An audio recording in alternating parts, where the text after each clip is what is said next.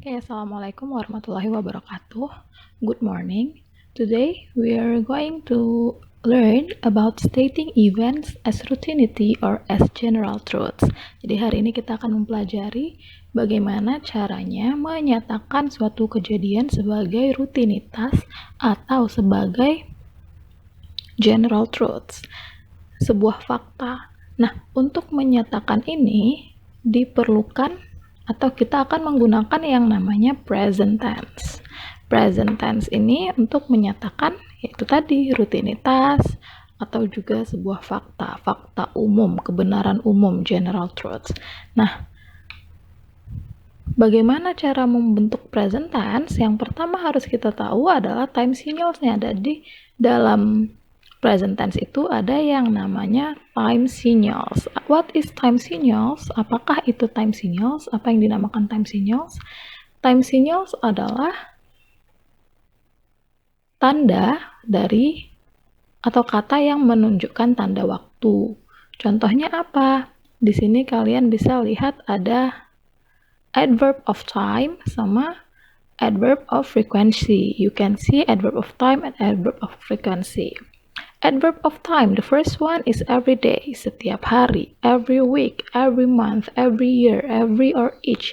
Jadi yang pakai setiap-setiap itu menandakan keterangan waktu dari si present tense.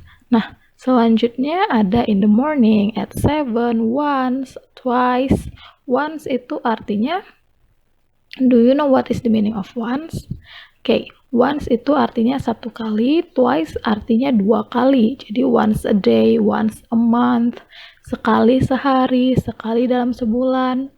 Twice, dua kali sehari, dua kali sebulan. Terus kalau 3 kali, 4 kali itu pakai times. Jadi misalnya 3 times a day. Okay, ada 3 times a day, artinya 3 kali sehari. Nah, selanjutnya ada here and there, di sini atau di sana. Next, ada adverb of frequency. What is adverb of frequency? Apa sih adverb of frequency itu? Adverb of frequency itu perulangan atau pengulangan. Contohnya apa? Ada always, as a rule, ever, seldom, often, nowadays, once in a while, sometimes, frequently, generally, commonly, normally. Jadi misalnya often itu sering, ya kan? Berarti kan pengulangan. Sering dia sebuah kegiatan itu diulang-ulang. Sebuah rutinitas diulang-ulang. Atau always, selalu. Jadi beberapa kali diulang-ulang, selalu dikerjakan, seperti itu. Nah, seldom, jarang, often, ini yang paling sering nih, sering. Nowadays artinya belakangan ini. Nah, selanjutnya, ini tadi adverb of time-nya, ya kan? Ini adalah time signals-nya yang menandakan kalau misalnya sebuah kalimat itu merupakan kalimat present tense. Yang kedua, kita akan mempelajari patterns-nya atau pola, rumusnya. Gimana sih cara membentuk sebuah kalimat present tense itu? Di sini kalian bisa lihat. Oke, bisa kalian lihat di sini ada dua bentuk. Yang pertama bentuk verbal, yang pertama bentuk nominal. Ada verbal, ada nominal. Apa bedanya? Nah, kalau verbal itu menggunakan kata kerja. Jadi ada sesuatu yang dilakukan. Nah, kalau nominal ini tidak menggunakan kata kerja. Jadi tidak ada kata kerja di nominal. Dia menggunakan is/am plus nominal. What is nominal? Nominal itu apa? Bisa dalam bentuk nominal itu bisa adalah noun, ya kan? Noun atau kata benda.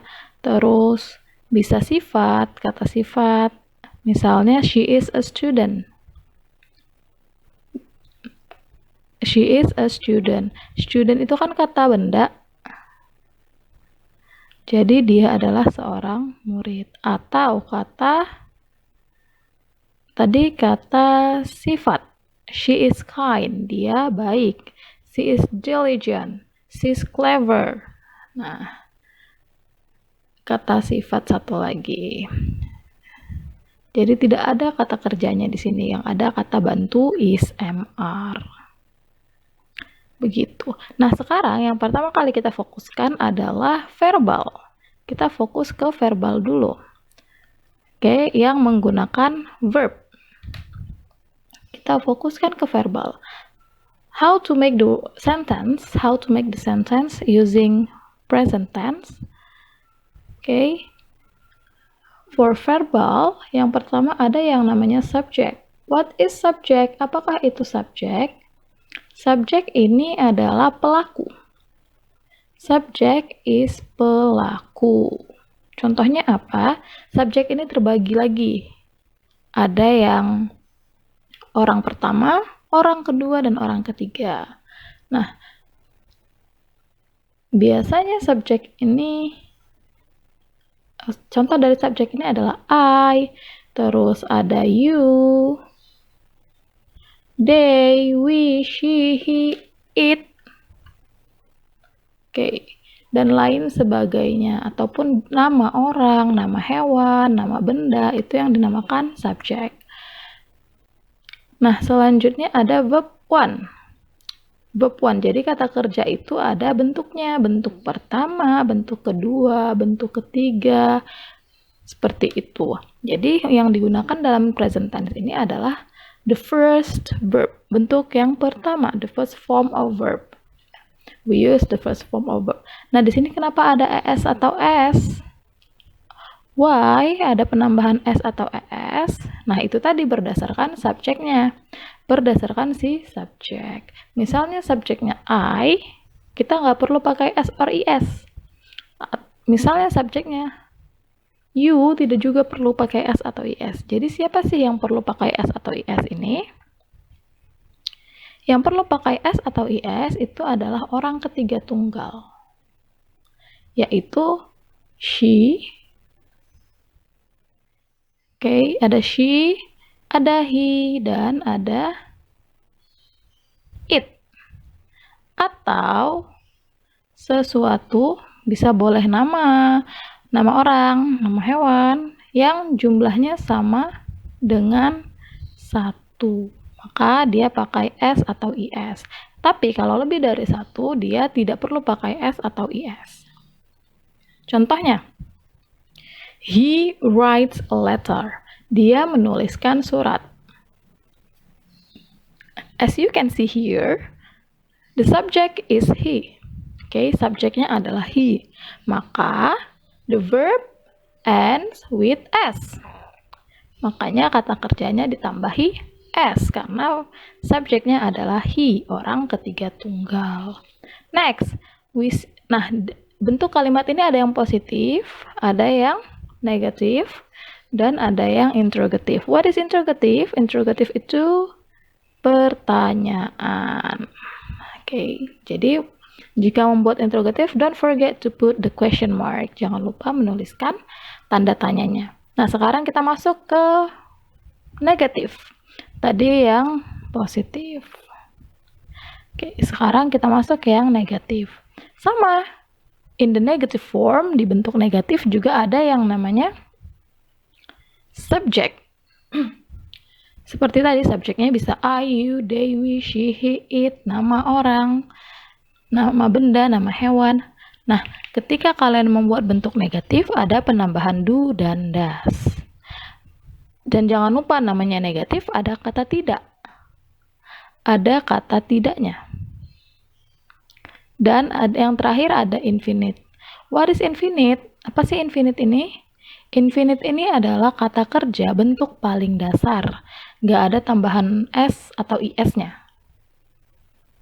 Nggak boleh, walaupun dia subjeknya she atau he atau it, nggak boleh ada S-nya. Karena di depan sudah ada do atau does. Apa beda do sama does? Nah, do sama does bedanya di penggunaannya. Oke, penggunaannya atau siapa yang menggunakan.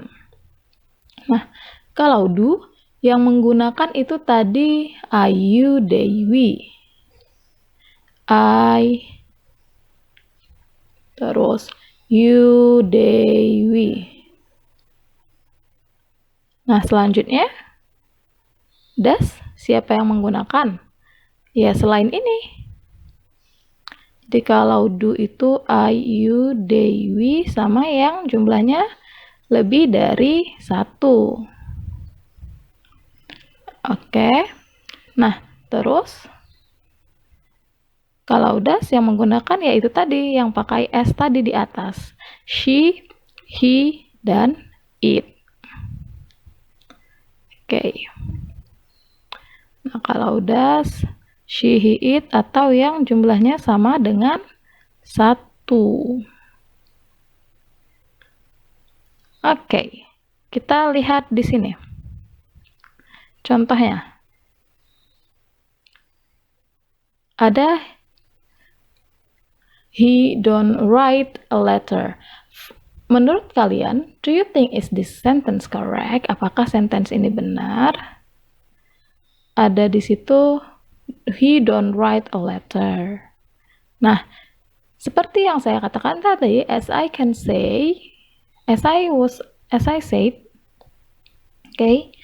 said before, he use does.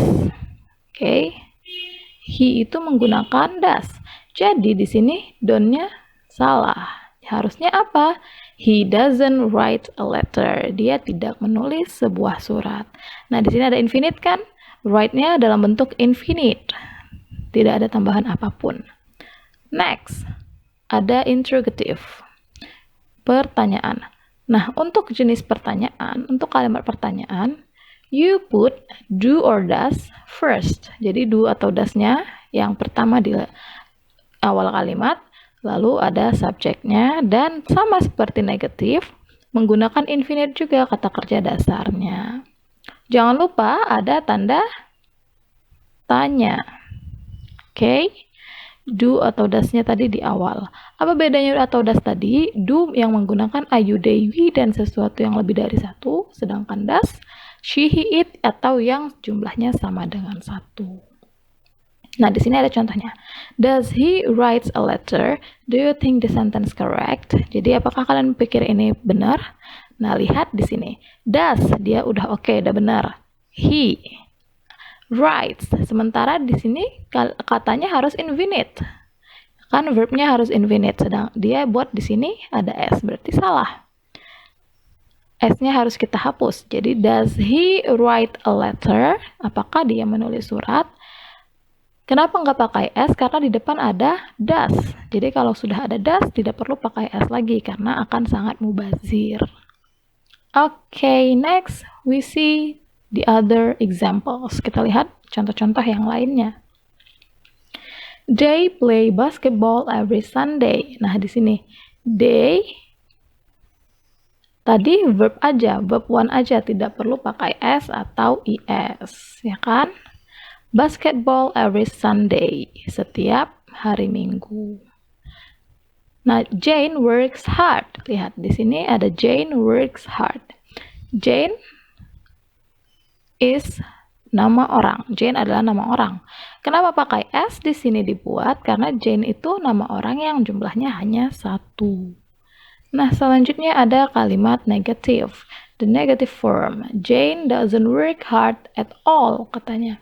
Jane is nama orang yang jumlahnya 1, makanya menggunakan does. N, atas T ini adalah singkatan dari not. Jadi doesn't itu does not. Next ada they don't. They don't. They menggunakan don't. I menggunakan don't. Jangan lupa lihat kata kerjanya. Work, have, need. Ini semua kata kerja bentuk pertama yang infinite. Tidak ada tambahan apapun. Nah, sekarang lihat yang interrogative. Does Bill jog on Sundays? Apakah Bill jog atau berlari pagi di hari Minggu? Jadi ada does, makanya jognya tidak menggunakan tambahan huruf S atau IS. Nah, di sini ada can. Kenapa berbeda dengan rumus kita tadi? Karena untuk pertanyaan tidak hanya menggunakan does. Does Bill jog ini menanyakan apakah. Tapi ketika kamu tambahkan can, dapatkah kamu tinggal tanpa air? Atau what time do you usually eat dinner?